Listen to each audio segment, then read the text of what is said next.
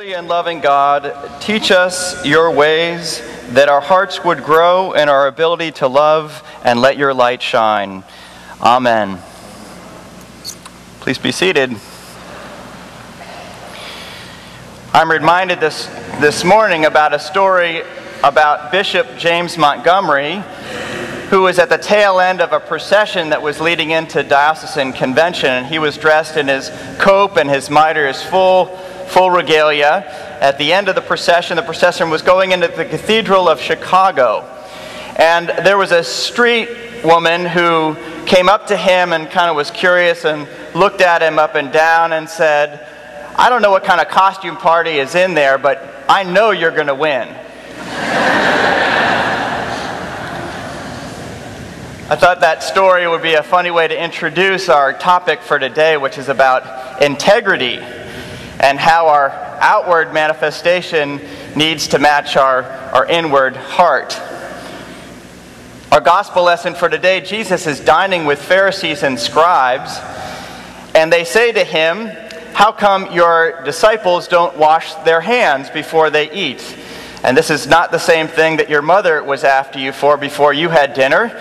This was about ritual purity and following the customs of the elders, as it says in our gospel lesson. Jesus answers their question this way. He says, it is not the outward manifestation or an outward ritual that is corrupting or beneficial. It is the inward heart from the place where corruption stems. And I think his point was simply this: it's not about right practice, it's about right intention. Jesus is really teaching about integrity, how our heart inwardly needs to match our outward expressions, our outward actions, or at least as closely as possible. The outward manifestation of us really needs to resonate more closely or in sync to be in integrity with our inward heart. And if it doesn't, we say we're out of integrity or we're being hypocritical. I like our story of the bishop because what's so funny there is that the woman doesn't recognize that the outward manifestation really is about his inner person, right? At least we hope so, given that he's a bishop and this is about his calling. And yet, what a wonderful check-in question for us. Does our external self-portrait really match our inward heart?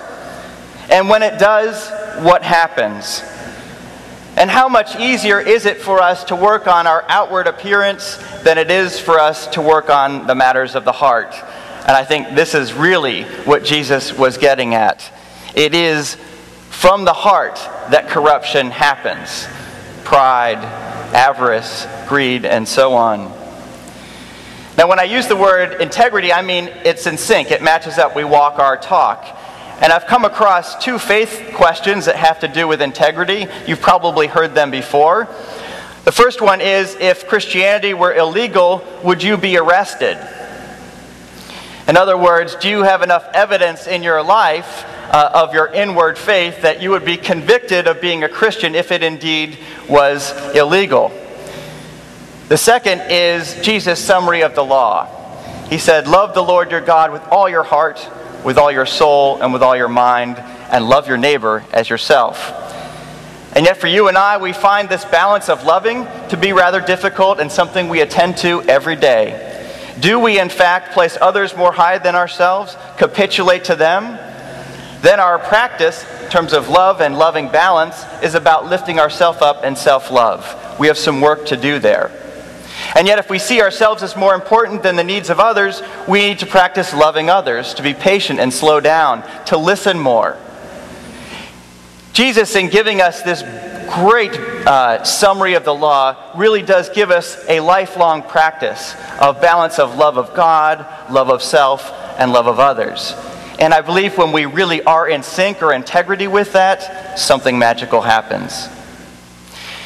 I had an experience that happened to me in college that had to do with heart work, really working beyond the limitations of our hearts to be more loving. And when we don't, we really do pass on some bad behavior. I was going to Kentucky with a group of college students to support a camp and also to support some work in a high school. And I was warned ahead of time that this area of the country was very prejudiced. And the students who took us around the school sort of immediately showed us this. They said within the first 5 or 10 minutes, "Hey, we actually have a black person in our school. Want to see her?" And she dragged us down the hall and said, "There she is," and pointed through the window at this poor 5th grade girl. She was on display because of the color of her skin. Imagine that existence, daily existence in a middle school, high school, having to be on display. We were also to shadow classes, and I shadowed a history class, and they were doing state reports, and the report that was being shared that day, an oral report by a student, was on the state of Alabama. And it went through the state, the glorious history of the state of Alabama, and left out anything about civil rights. So I raised my hand when they asked for comments, and I said, there was some interesting things that happened in Alabama, in Birmingham, and in Selma, and with a man named Martin Luther King Jr. And the teacher said, "Oh yeah, there was some little demonstration that happened there."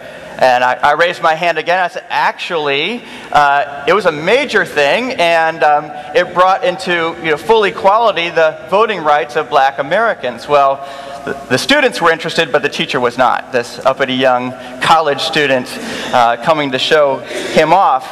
And yet, that moment was such a defining moment to me.